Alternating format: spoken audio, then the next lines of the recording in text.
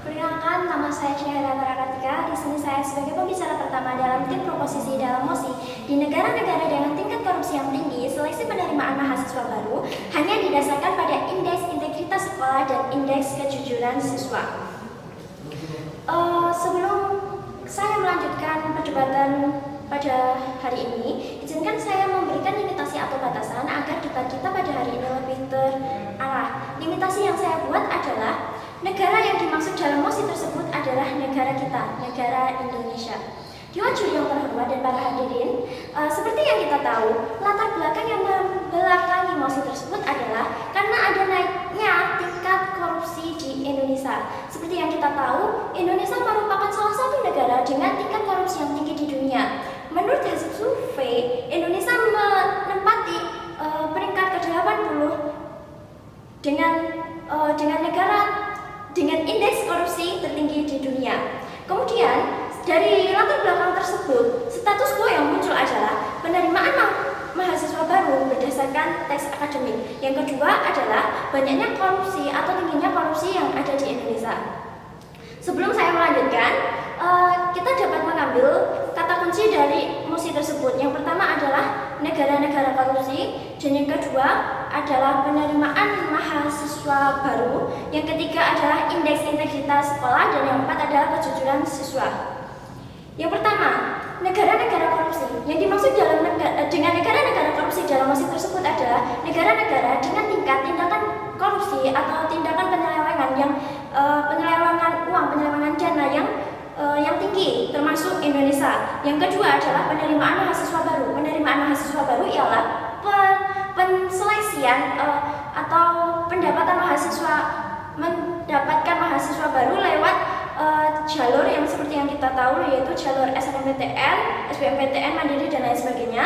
Dan yang ketiga adalah indeks integritas sekolah, yaitu pengukuran kinerja institusi sekolah berbasis kejujuran dalam proses belajar mengajar, dan indeks kejujuran sekolah, yaitu pengukuran kejujuran siswa selama mengikuti proses kegiatan belajar mengajar. Dari MOSI tersebut, kami ingin menyampaikan mekanisme kami. Yang pertama adalah indeks integritas sekolah dapat dibuat oleh badan pendidikan di daerah setempat, yang pada akhirnya hasil yang didapat dari badan pendidikan tersebut dapat dipertanggungjawabkan secara hukum secara nyata oleh Kementerian Pendidikan dan Kebudayaan. Dan yang kedua adalah indeks kejujuran siswa dapat didapatkan dari musyawarah guru-guru yang ada mengenai kejujuran siswa dalam melaksanakan kegiatan pembelajaran. Yang ketiga adalah penerimaan mahasiswa baru. Penerimaan mahasiswa baru dalam mekanisme kami dapat dilakukan dengan cara mempertimbangkan adanya indeks integritas sekolah yang ada dan indeks kejujuran siswa. Kemudian, goals atau tujuan yang ingin kita raih dalam MOSI tersebut adalah agar pada akhirnya tingkat korupsi di Indonesia akan turun atau bahkan hilang. Dewan juri yang terhormat serta hadirin sekalian, mengapa MOSI tersebut penting? Seperti yang kita tahu, MOSI tersebut menjadi penting karena kita dapat melihat korupsi di Indonesia mengalami kenaikan yang signifikan. Korupsi Indonesia mendapatkan peringkat tertinggi, peringkat tinggi di dunia.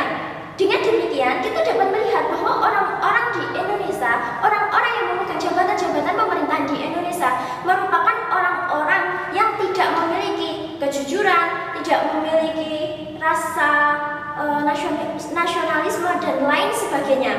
Mengapa antara korupsi dan indeks integritas sekolah dan indeks kejujuran siswa dapat saling berkaitan? Seperti yang kita tahu, salah satu dari fungsi integritas mencakup cognitive function of integrity, yaitu integritas fungsinya memelihara moral dan akhlak seseorang, yang selanjutnya mendorong dia untuk mempunyai pengetahuan yang luas. Dan fungsi lain dari integritas sendiri yaitu effective function of integrity, yang artinya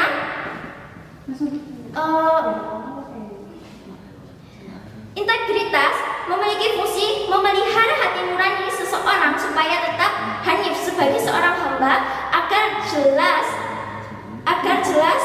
secara biologis kemanusiaan dan lain sebagainya. Jika dilihat dari fungsi tersebut, kita dapat melihat integritas sendiri itu berfungsi untuk menjaga nurani dan menjaga kejujuran dalam diri kita. Apabila kita melakukan integritas, melakukan penerimaan mahasiswa baru berdasarkan integritas siswa, maka kedepannya akan memberikan dampak positif kepada Indonesia, yaitu dengan terciptanya wisudawan yang mempunyai akhlak yang baik, hati nurani dan kejujuran yang pada akhirnya akan mengurangi adanya tingkat korupsi di Indonesia. Selain itu, dapat kita ketahui dengan adanya penerapan bahwa penerimaan mahasiswa baru dapat dilakukan dengan cara indeks integritas sekolah dan indeks kejujuran siswa, maka seluruh siswa yang ada di Indonesia maupun sekolah maupun lingkungan-lingkungan terkait akan memperbaiki dirinya, akan memunculkan jiwa kompetitif ke arah yang lebih baik.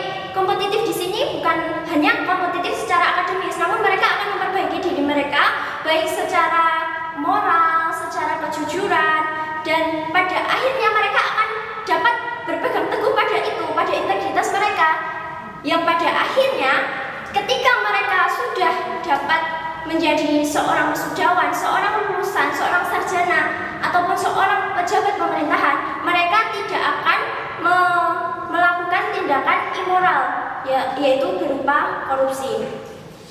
Dengan demikian, karena dari argumen-argumen saya di atas, kita dapat mengetahui betapa pentingnya keterkaitan antara integritas sekolah dan kejujuran siswa terhadap tingkat kenaikan dan penurunan tindakan korupsi di Indonesia. Dengan demikian, saya dengan bangga menyetujui adanya mosi di negara-negara dengan tingkat korupsi tinggi, seleksi penerimaan mahasiswa baru hanya didasarkan pada indeks integritas sekolah dan indeks kejujuran siswa.